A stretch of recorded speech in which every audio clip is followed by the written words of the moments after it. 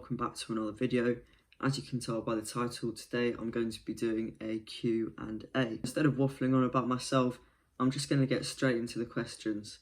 So the first question is, what is the biggest leap of faith you've taken in your life? So for me, the biggest leap of faith I've taken was leaving a stable 9-to-5 job to pursue a self-employed career. Now that is a big risk. A lot of people told me, you know, what you're doing, you're taking a big risk, why you're doing this. But I felt like it was the right step for me. I think in order to level up in life, you should always take risks. And this was a risk I was willing to take. And now it's landed myself in the football industry, which obviously I'm very passionate about as a big football fan myself.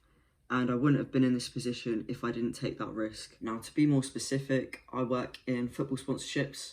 So yes, as you can tell by the title, I am doing some work with Man City at the moment, alongside some other football teams. So essentially, I work with their partnerships department and we collaborate, share ideas and research, and we work together to bring the best sponsorship deals possible for the club. We work with what they're looking for and what they want, and it's my job to try and bring the best companies to the table for them. Moving on, the next question is, if you could only eat one thing for the rest of your life, what would you eat? Now, I was thinking about this one, and I feel like it's got to be a chicken korma. Like, that is one of my favourite foods ever, I think. It's just the flavours. I feel like I could eat that every day.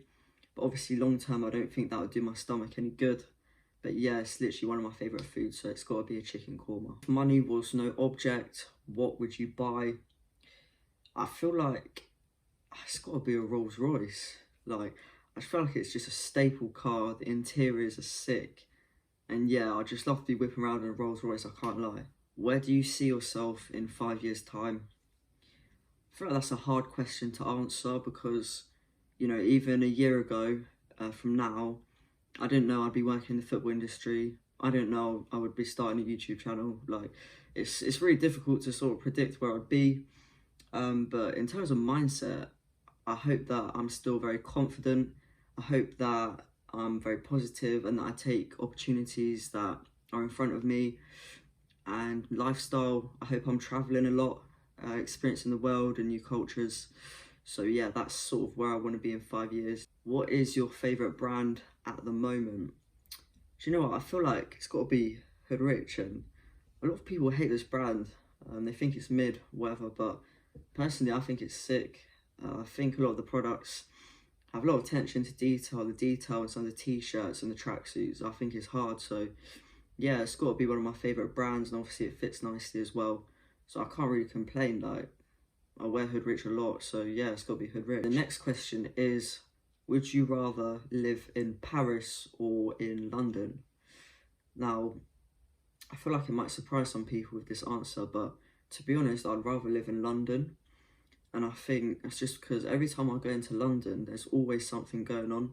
Like, there's always a new place I haven't been to, or new activities to do, new places to try food, etc. So yeah, I feel like London's always exciting, and I do enjoy going there.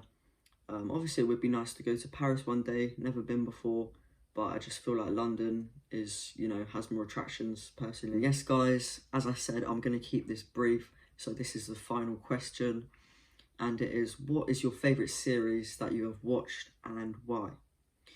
So I feel like it's got to be Designated Survivor on Netflix.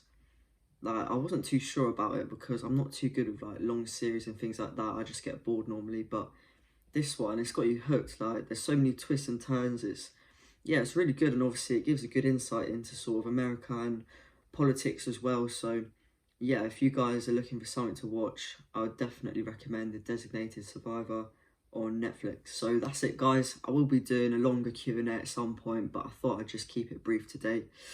Give you a little bit more information about myself.